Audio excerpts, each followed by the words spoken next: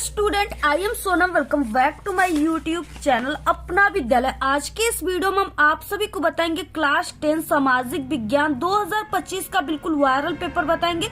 और ये जो आप सभी का वायरल पेपर है ना, 11 मार्च को आप सभी का इसी तरीके से जो है ऐसा ही आने वाला है सामाजिक विज्ञान क्लास 10 सोशल साइंस का पेपर। ये जो पेपर ये सबसे वायरल पेपर है क्योंकि इसका कोड आप लोग देख सकते हो 830 DA कोड है। ठीक है, यानी 830 का आपका पेपर आएगा बिल्कुल। और जितने भी स्टूडेंट 830 DA मात्र पेपर को तैयार कर लेते हैं वो सामाजिक विज्ञान में पूरे 70 में 70 नंबर बिल्कुल छाप करके आएंगे, धुआं करके आएंगे। ठीक है, और क्या है कि आप सभी को पूरे यहाँ पे उत्तर के साथ हम बताएंगे। और ये बहुत ही इंपॉर्टेंट क्वेश्चन है पेपर है, और इसमें जितने भी क्वेश्चन है वेरी मोस्ट इंपॉर्टेंट है, यानी आप सभी के एग्जाम के पेपर में बिल्कुल छप चुके हैं। तो जितने भी स्टूडेंट इस पेपर को तैयार कर लेते हैं वो सामाजिक विज्ञान में बिल्कुल 70 में 70 नंबर ला करके टॉप कर जाएंगे। और देखिए, सबसे पहले आप लोग इस वीडियो को लाइक कर दीजिए, चैनल पे नहीं तो चैनल को सब्सक्राइब करके बेल आइकन को जरूर प्रेस कर दीजिए। और आप लोग इस वीडियो को अपने सभी दोस्तों में जरूर शेयर कीजिए। यहाँ पे अनुक्रमांक, यहाँ पे नाम देखिए, इसमें आपको 3 घंटे 15 मिनट का समय दिया जाएगा। और जितने भी स्टूडेंट इस पेपर को तैयार कर रहे हैं वो इस पेपर को 2:50 पे ही 11 मार्च को करके बैठ जाएंगे, क्योंकि वो इस बोर्ड के रियल पेपर को पहले से ही देख चुके हैं। ठीक है, ये पूर्णांक जो है 70 का रहेगा। और जितने भी स्टूडेंट इस पेपर को मात्र तैयार कर रहे हैं, अभी तक वो सामाजिक विज्ञान में कुछ भी नहीं पढ़े, उनकी तैयारी बिल्कुल 0% है। मात्र इस पेपर को तैयार करके चले जाओ। ठीक है, आप सभी लोग पूरे 70 में 70 नंबर छाप करके आओगे। यहाँ पे क्या है, इस तरीके से 15 मिनट आपको इस प्रश्न पत्र को पढ़ना है। इस प्रश्न पत्र में आपको 2 खंड और खंड ब विभाजित है, जिसमें 20 ऑब्जेक्टिव क्वेश्चन आपको खंड अ में देखने को मिलेगा, जिसका आंसर OMR आंसर शीट पे देना है। इसके बाद देखिए क्या है, जो आपको मानचित्र से रिलेटेड 10 क्वेश्चन आएंगे। ठीक है, अभी हम आपको आगे बताएंगे भी कैसे आपको मानचित्र भरना है, मानचित्र भी भरकर बताएंगे और ट्रिक भी बताएंगे भरने का। ठीक है, तो यहाँ पे जो आपको मानचित्र यानी मैप जो मिलेगा उसको भरने के बाद आपको कॉपी में कैसे नत्थी करना है, सभी चीजें हम बताएंगे आपको। और इसमें क्या है, खंड ब जो है 50 अंकों का है, और इसमें वर्णनात्मक प्रश्न फर्स्ट और सेकेंड है। फर्स्ट वाला 4 नंबर का रहेगा और सेकेंड जो है 6 नंबर के रहेंगे। तो इस तरीके से, और बाकी इसमें 10 नंबर का आता है, सिर्फ मानचित्र संबंधित क्वेश्चन सिर्फ 10 नंबर का आता है। ठीक है, तो यहाँ पे हम आपको पूरा बहुत ही अच्छे तरीके से बताएंगे। सबसे पहले देखिए, खंड अ बहुविकल्पी क्वेश्चन है, और ये क्वेश्चन बहुत ही मोस्ट इंपॉर्टेंट क्वेश्चन है। ऑटो वन बिस्मार्क का संबंध किस देश से था? ठीक है, बहुत ही इंपॉर्टेंट क्वेश्चन है।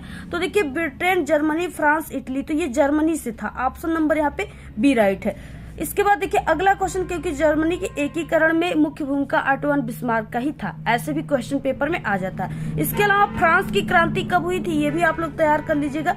1789 ईस्वी को, ठीक है, फ्रांस की क्रांति हुई थी, और उस समय वहां का राजा लुई 16वां था। तो इस क्वेश्चन को भी आपको तैयार कर लेना है।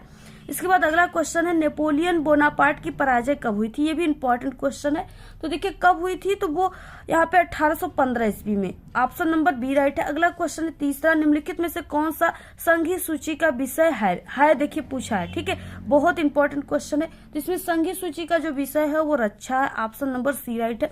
अगला क्वेश्चन नंबर 4, ब्रेटन वुड्स नामक संस्था निम्नलिखित में से कहाँ पर स्थित है?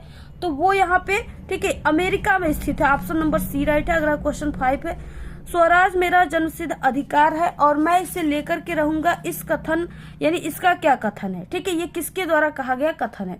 तो ये जो है ये बाल गंगाधर तिलक के द्वारा कहा गया। ऑप्शन नंबर बी राइट है। अगला क्वेश्चन है, भारत में मताधिकार की आयु क्या है? यानी भारत में कैसे लोग जो है मत दे सकते, वोट दे सकते हैं? ठीक है, तो वो है 18 वर्ष, यानी जितने भी 18 वर्ष के रहेंगे लोग, 18 वर्ष के पार, वही से वोट दे सकते हैं। जैसे आप लोग क्लास 10th में पढ़ रहे हो तो आप लोग वोट नहीं दे सकते, क्योंकि आप लोग 18 साल के नहीं हो। ठीक है, अगला देखिए 7 क्वेश्चन है, लोकतांत्रिक शासन व्यवस्था अन्य व्यवस्थाओं से अच्छी है क्योंकि ये सभी नागरिकों में, ठीक है, समानता को बढ़ावा देती है और व्यक्ति की गरिमा को बढ़ावा देती है, यानी ये दोनों ऑप्शन सही है। तो यहाँ पे ऑप्शन नंबर सी राइट हो जाए। अगला क्वेश्चन नंबर 8, भारतीय राष्ट्रीय कांग्रेस की स्थापना कब हुई थी? ये इंपॉर्टेंट क्वेश्चन है, पेपर में आएगा। ठीक है, तो कब हुई थी भारतीय राष्ट्रीय कांग्रेस की स्थापना? वो 1885 ईस्वी में। ऑप्शन ए राइट है। अगला क्वेश्चन नंबर 9, यहाँ पे भारत में अवशिष्ट शक्तियां किसको प्राप्त है? ठीक है, किसको प्राप्त है? तो वो यहाँ पे यानी इनमें से किसी को भी प्राप्त नहीं। ऑप्शन नंबर डी राइट है। संविधान कब लागू किया गया था? ठीक है, तो वो 26 जनवरी को। ऑप्शन नंबर डी राइट है। 11 क्वेश्चन है, निम्नलिखित में से किस राज्य में लाल मिट्टियां पाई जाती है? बहुत इंपॉर्टेंट क्वेश्चन है, तो ये उत्तर प्रदेश में पाई जाती है। ऑप्शन नंबर डी राइट हो जाएगा। अगला क्वेश्चन नंबर 12 है, निम्नलिखित में से कौन सा संसाधन गैर परंपरागत संसाधन है। ध्यान से आप लोग समझिएगा, ये क्वेश्चन पेपर में जरूर पूछता है। तो यहाँ पे देखिए, ये पवन ऊर्जा जो है ये गैर परंपरागत है। ऑप्शन नंबर सी राइट है। अगला क्वेश्चन है 13 नंबर, निम्नलिखित में से कौन सा राज्य जो है बॉक्साइट का प्रमुख उत्पादक है, यानी कहाँ पे बॉक्साइट सबसे ज्यादा होता है, तो वो होता है उड़ीसा में। ऑप्शन नंबर ए राइट है। अगला 14 क्वेश्चन, निम्नलिखित में से कौन सा धात्विक खनिज है, यानी जिसमें धात्विक का गुण पाया जाता हो, ठीक है, तो वो है मैग्नीज। ऑप्शन नंबर यहाँ पे सी राइट है। अगला क्वेश्चन है 15, निम्नलिखित में से कौन सा जैव संसाधन है। जैव का मतलब जीवित संसाधन, ठीक है, लोहा, मत्स्य उद्योग, तांबा, चट्टाने, तो ये सब निर्जीव है। आप लोग देख सकते हो, ये मत्स्य उद्योग का मतलब मछली पालन, तो मछली क्या है, जीव है। ऑप्शन नंबर यहाँ पे बी राइट हो जाएगा। अगला क्वेश्चन है 16 नंबर का, निम्नलिखित में से किस राज्य में सबसे अधिक प्रतिशत जो है कृषि भूमि पर खेती होती है। कहाँ पे होता है, मिजोरम, मणिपुर, केरल या पंजाब में होता है। तो यहाँ पे देखिए पंजाब में। ऑप्शन नंबर डी राइट है। पंजाब में ना सबसे ज्यादा जो है चावल की खेती होती है, यानी धान की खेती होती है, ठीक है। वहाँ पे 2-2 बार जो है धान उगाए जाते हैं, इतना वहाँ पे होती है बांध के पानी से। अगला क्वेश्चन देखिए, यहाँ पे 17 दिया हुआ है, निम्नलिखित में से कौन सा भौगोलिक क्षेत्र का प्रतिशत राष्ट्रीय वन नीति 1992 के द्वारा निर्धारित किया गया है, ठीक है, कौन सा नीति किया गया है, बहुत इंपॉर्टेंट क्वेश्चन है। 33, ऑप्शन नंबर ए राइट है। अगला क्वेश्चन नंबर 18, मानव विकास की दृष्टि से निम्नलिखित में से कौन सा देश भारत से बेहतर स्थिति में है, ठीक है, वो है श्रीलंका, ठीक है। श्रीलंका बहुत ही छोटा है और ये क्या होता है, इसमें बहुत, यानी यहाँ पे आप लोग देख सकते हो, ये पूरा मानचित्र है और देखिए यहाँ पे क्या है, ये उत्तर प्रदेश का एरिया है, ये बिहार का है और यहाँ पे ये छोटा सा एरिया जो है ये ही श्रीलंका है। तो यहाँ पे क्षेत्रफल की दृष्टि से बहुत ही यहाँ पे क्षेत्रफल इनका कम है, तो इसलिए ये अधिक है। ऑप्शन नंबर बी राइट है। अगला क्वेश्चन 19 है, निम्नलिखित में से कौन सी गतिविधियां जो है गतिविधि प्राथमिक क्षेत्र के अंतर्गत आती है, तो कौन सी आती है, खनन। Option number A right. 20 question, उपभोक्ता सुरक्षा अधिनियम कब लागू किया गया था, ये भी इंपॉर्टेंट क्वेश्चन है, तो ये 1896 ईस्वी में लागू किया गया था। ऑप्शन बी राइट है। इसके बाद देखिए यहाँ से स्टार्ट होता है वर्णनात्मक प्रश्न फर्स्ट, जो कि 4 नंबर वाले क्वेश्चन है और जितने भी क्वेश्चन है बहुत ही मोस्ट इंपॉर्टेंट क्वेश्चन है।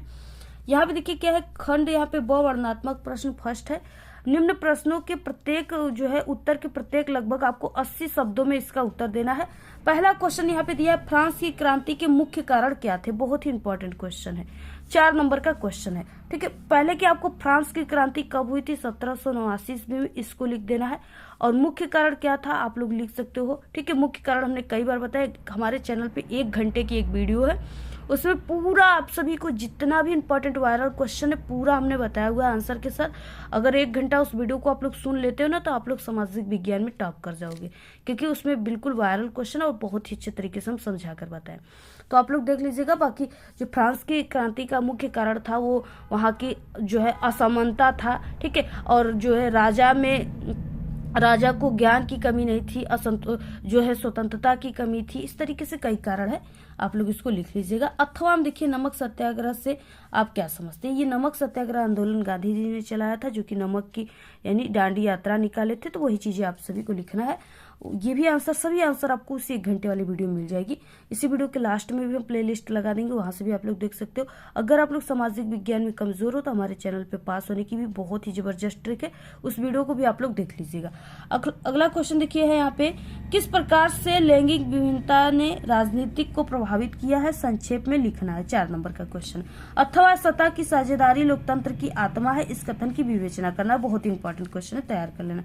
तीसरा है, खनिज के संरक्षण की विवेचना कीजिए, ठीक है, यानी 4 नंबर का क्वेश्चन है। खनिज का मतलब क्या आ गया, जैसे कोयला हो गया, ठीक है, और भी कई जो है जो धरती से निकलते हैं कई चीजें, सोना वगैरह हो गया, पत्थर हो गए, और भी कई हैं, ठीक है। वो उन सब चीजों का संरक्षण कैसे करेंगे, यानी कम से कम आपको संरक्षण करना है, यानी उससे बचाना है, ठीक है। तो क्या है कि कम से कम यूज किया जाए, यही सब करके आपको बचाना है इसको। अगला क्वेश्चन देखिए, अथवा यहाँ पे भारतीय अर्थव्यवस्था में वैश्वीकरण के महत्व की विवेचना कीजिए, 4 नंबर का क्वेश्चन इंपॉर्टेंट है। अगला देखिए, झूम कृषि की विशेषताओं की विवेचना कीजिए। झूम कृषि का क्या होता है ना, ये आदिवासी लोग यहाँ झूम के खेती जो है करते हैं। इसमें क्या होता है, जितने भी छोटे बड़े पेड़ पौधे होते हैं, जैसे कोई खेती हो गया, वो हुआ, उसके बाद फसल वगैरह काट लिया गया, उसके बाद जो यानी बचेंगे घास फूस कुछ भी, तो उसमें क्या होता है, पहले उसमें आग लगा दिया जाता है। ठीक है, जलकर पूरा अच्छा चिक्कन हो जाता है, फिर से उसको जुताई करके और फिर से उसमें फसल बोई जाती है। तो यही सब जो है झूम खेती में आती है। अगला क्वेश्चन अथवा है, उपभोक्ताओं के शोषण के किन्हीं 4 आपको कारणों का समीक्षा करना है। ये चैनल पे इंपॉर्टेंट क्वेश्चन मिल जाएगा आपको, देख लीजिएगा। अगला वर्णनात्मक प्रश्न सेकंड है। अगला देखिए यहाँ पे निम्न प्रश्नों के उत्तर आपको प्रत्येक लगभग 150 शब्दों में देना है और इसमें आपको 80 शब्दों में देना था, यानी इसमें आपको आधा से 1 पेज में देना है, इसमें आपको 1.5 से 2 पेज में आंसर लिखना है। 6 नंबर का क्वेश्चन है, बहुत इंपॉर्टेंट क्वेश्चन है। और सबसे पहले हम आपको बता दें कि गांधी जी के द्वारा चलाए गए 3 आंदोलन थे मुख्य रूप से, जो कि आते हैं पेपर में, सविनय अवज्ञा आंदोलन, असहयोग आंदोलन, भारत छोड़ो आंदोलन। इसका कारण आएगा, क्यों चलाया गया, कितने सन में चलाया गया और स्थगित क्यों किया गया। ठीक है, इसके क्या कारण थे चलाने का, यही सब इससे रिलेटेड क्वेश्चन पक्का पेपर में आता है। तो जैसे आप देखिए एक आंदोलन यहाँ पे दे दिया, सविनय अवज्ञा आंदोलन से आप क्या समझते हो। इस आंदोलन की सीमाओं पर एक संक्षिप्त टिप्पणी लिखना है। 3 नंबर का क्वेश्चन है, 6 नंबर का, इसमें 2 क्वेश्चन है ना, तो 3 नंबर के क्वेश्चन है। तो अथवा यहाँ पे देखिए क्या है, भारतीय अर्थव्यवस्था पर वैश्विक महामंदी के किन्हीं 4 परिणामों का आपको उल्लेख करना है। आर्थिक महामंदी का जो शुरुआत हुआ था वो 1929 ईस्वी को हुआ था, इसको भी तैयार कर लीजिएगा आप लोग सन को। और ये महामंदी हुआ था ऐसा ना, इसमें क्या होता था कि जो किसान थे खेती करने वाले, वो ज्यादातर खेती करके अनाज उपज करते थे और उसे खरीदने वाले लोग बहुत ही कम थे। तो किसानों के और जो बहुत ही, यानी उनके लागत जो है, लागत से भी कम दाम में उनके सामानों को बेचने लगा सब लोग, क्योंकि उनके पास सामान अधिक है और खरीदने वाले लोग कम है। तो उसको क्या हुआ, उसकी जो है दाम में गिरावट आ गई, उसकी जो उसको रुपए मिलना चाहिए उसमें गिरावट आ गई। और बाकी कुछ किसान तो ऐसे थे बेचारे कि वो लोग, यानी कि जो अगर वो 5 किलोमीटर दूर मार्केट में ले जाकर सब्जियों को बेचते हैं, तो जितना वो भाड़ा ले लेगा, यानी जिस मोटर कार गाड़ी जिससे भी वो ले जा रहा है, जितना वो भाड़ा ले लेगा उतने में उनकी सब्जियां बिकती थी। तो क्या करते थे किसान की, इससे अच्छा सोचते थे कि ले जाने में जितना भाड़ा लग रहा है, इससे अच्छा इसको बेचो मत। तो क्या होता था, सड़ जाता था सब्जियां घर पे रखे रखे। ठीक है, तो इससे क्या हुआ, यानी वैश्विक महामंदी, यानी इसे आर्थिक महामंदी भी कहा जाता है। इसमें किसानों को सबसे ज्यादा घाटा हुआ था और जिसके कारण लोग भूखमरी हो गया था। ठीक है, जिसके कारण लोग रोटी रोटी के लिए तरसने लगे थे। तो ये आप सभी का 6 नंबर का क्वेश्चन है, अथवा में आप लोग लिख लीजिएगा, इंपॉर्टेंट क्वेश्चन है। अगला क्वेश्चन देखिए यहाँ पे है 6 नंबर का, भारतीय संघ एवं अर्ध संघीय ढांचा क्या है, इसकी पुष्टि में किन्हीं 2 कारकों का आपको उल्लेख करना है। 6 नंबर का है। अथवा में देखिए लोकतांत्रिक सुधार से आप क्या समझते हैं, इंपॉर्टेंट क्वेश्चन है ये, और इसके लिए उठाए जा सकने वाले किन्हीं 2 कदमों का उल्लेख करना है। 2 नंबर तो आपको लोकतांत्रिक सुधार से आप क्या समझते हैं इस पे मिलेगा। उसके बाद बाकी के 1 नंबर आपको मिलेगा, 1 कदम लिखोगे तो 2 कदम लिखोगे तो 2 नंबर आपको। ठीक है, ये 6 नंबर की आपके स्टेप मार्किंग है। अगला क्वेश्चन बहुत इंपॉर्टेंट है, पेपर में आप लोग लिख करके ले लो, ये आपके पेपर में छप गया है। भू संरक्षण आ जाएगा या मृदा अपरदन आ जाएगा। ठीक है, तो ये आपके पेपर में पक्का लिखित रूप से कह रहे हैं कि आ जाएगा। मृदा अपरदन से क्या समझते हैं या क्या अभिप्राय है, इस समस्या के समाधान हेतु कोई 4 उपाय लिखिए। ठीक है, 6 नंबर का क्वेश्चन है। मृदा अपरदन यानी जो मट्टी है ना, मिट्टी उसके कटाव को, जो मृदा की कटाव हो रही है, जैसे क्या होता है गर्मियों में लू चलता है, तो लू में आप लोग देखते होंगे डस्ट उड़ता है, धूल गर्दा उड़ता है। ठीक है, तो अगर ऐसे गर्मी में क्या होगा, अगर ऐसे कोई एक मट्टी का टीला बना हुआ है इस तरीके से, अब गर्मी में क्या होगा, ऐसे लू चलेगा, हवा चलेगा गर्म गर्म, और ये टीला जो है इस तरीके से समतल हो जाएगा, क्योंकि यहाँ की जो मिट्टियाँ इकट्ठी हुई है ना, वो हवा चल रहा है तो ये उड़ उड़ कर कहीं ना कहीं चली जा रही है, जिससे मिट्टियों का कटाव हो रहा है। बाकी जो बाढ़ के पानी आते हैं बारिश के मौसम में, तो वो बाढ़ के पानी क्या करते हैं, अपने साथ पूरे खेतों की मिट्टियाँ लेकर आएंगे, बाकी जिस रास्ते से वो आएंगे वो चीजें लेकर चले आएंगे। अगर कोई गांव पड़ गया तो बाढ़ का पानी पूरा एक गांव भी सफा चट कर देता है। ठीक है, तो इस तरीके से क्या है, वो बाढ़ के पानी भी मृदा का अपरदन करती है, मृदा का कटाव करती है। वो पूरी मिट्टियों को ऐसे लाती, फिर जहां पर भी हो जाती है, जैसे नदी में चली आई तो पूरी मिट्टी को नदी में डाल देंगी। उसके बाद देखिए अब मृदा अपरदन, इसी को मृदा अपरदन कहते हैं, या यहाँ पे भू अपरदन, भू संरक्षण। अब देखिए यहाँ पे इसकी समस्या के समाधान के लिए आपको क्या करना है, जैसे किसान हो गए तो वो खेती करते हैं, तो उनके खेतों में क्या करना चाहिए, मेड़ बना देना चाहिए, जिससे कि उनके बारिश अगर हो तो बाढ़ के पानी के साथ उनकी खेतों की मिट्टियाँ दूसरे के खेतों में न जाए। ठीक है, या कहीं और न बहे, क्योंकि वो जो उनकी ऊपरी मिट्टी है ना, ना खेतों में, वो उसमें उर्वरक शक्ति बहुत ज्यादा है। अगर वो मिट्टियां बह जाएंगी तो बाकी उनके खेत बंजर पड़ जाएंगे, जहाँ कुछ नहीं उगेगा। ठीक है, तो इसलिए क्या है कि उनको, किसानों को मेड़ बना देनी चाहिए, जिससे कि उनकी खेत की मिट्टियां उन्हीं के खेत में रहे। और इसके अलावा क्या है, जो है मिट्टियों के अपरदन को पेड़ पौधे लगा करके, वृक्ष लगा करके भी रोका जा सकता है, क्योंकि वृक्ष जो होते हैं उनके ऐसे ऐसे रूट होते हैं, ठीक है, जड़ होते हैं, जो कि मिट्टियों को ऐसे जकड़े रहते हैं, जिससे कि मिट्टियों का कटाव नहीं होता है। तो ये सब चीजें आप सभी को लिखना है। बाकी जो पशु चारक होते हैं, यानी जो पशु चरते हैं ना बरसात के मौसम में, तो उनके जो पैर में खूर होते हैं उसमें भी मिट्टियां चिपक जाती है, जिससे कि मिट्टियां एक स्थान से दूसरे स्थान पे अपरदन हो जाता है उसका। तो वही सब चीजें हैं, आप सभी को लिख देना है बना करके। अगला क्वेश्चन देखिए, अथवा है। आप सभी लोग अगर सामाजिक विज्ञान में कमजोर होंगे, नहीं तैयारी हुई, तो हमारे चैनल पे पास होने की ट्रिक, बहुत ही जबरदस्त ट्रिक बन चुकी है वीडियो, आप लोग चैनल पे विजिट करके देख लीजिए। इसी वीडियो के लास्ट में प्लेलिस्ट है, वहां पे देख लीजिएगा आप लोग। और मानचित्र भरने की भी बहुत अच्छी ट्रिक की वीडियो आ गई है। अथवा क्वेश्चन है, संसाधन नियोजन की आवश्यकता क्यों है? भारत में संसाधन नियोजन हेतु कोई 4 आप सभी को उपाय लिखना है। इंपॉर्टेंट क्वेश्चन है। अगला 8 नंबर का क्वेश्चन, विकास की अवधारणा क्या है? जो है समानता, इसमें किन घटकों को सम्मिलित किया जाता है? ठीक है, बहुत इंपॉर्टेंट क्वेश्चन, तैयार कर लीजिए। अथवा क्वेश्चन है, तृतीय क्षेत्र क्या है? इसकी विशेषताओं की समीक्षा करना है। ठीक है, ये आपका 6 नंबर का है। तो ये सभी क्वेश्चन आप लोग तैयार कर लीजिएगा, स्क्रीनशॉट ले लो। और बाकी इस पेपर की पीडीएफ भी हम आपको टेलीग्राम चैनल पे दे देंगे, और वहां पे हम आपको बिल्कुल ऐसा एक पेपर देंगे जो कि 100% बिल्कुल आप लोग कहोगे कि पेपर ही पूरा लीक हो चुका है, लेकिन हम एक्सपीरियंस के साथ आपको देंगे कि ये क्वेश्चन आ जाएंगे। तो आप लोग हमें इंस्टाग्राम पे भी फॉलो कर लीजिए, इंस्टाग्राम पे भी वो पेपर मिल जाएगा आपको। ठीक है, कभी भी, और क्या है कि किसी टाइम, और क्या है कि आपको हमारे टेलीग्राम चैनल पे भी मिल जाएगा। तो लिंक इसी वीडियो के डिस्क्रिप्शन में मिल जाएगा, दोनों आप लोग फॉलो कर लीजिए और ज्वाइन कर लो हमारे टेलीग्राम चैनल को आप लोग। मानचित्र संबंधित कार्य देखिए, ये आप सभी का 10 नंबर का पेपर में आता है।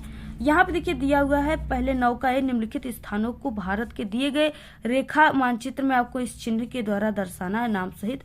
और सही नाम तथा सही अंकन के लिए आधा प्लस आधा नंबर, यानी 1 नंबर आप सभी को दिए जाएंगे। वह स्थान जहां सितंबर 1920 में भारतीय राष्ट्रीय कांग्रेस का अधिवेशन हुआ था। ठीक है, तो ये कलकत्ता में हुआ था, यानी कोलकाता में। कोलकाता कहाँ पे है? यहाँ पे है। इस तरीके से ये पूरा भारत का मानचित्र है, और कोलकाता यहाँ पे स्थित है। तो आप लोग इसको तैयार कर लीजिएगा।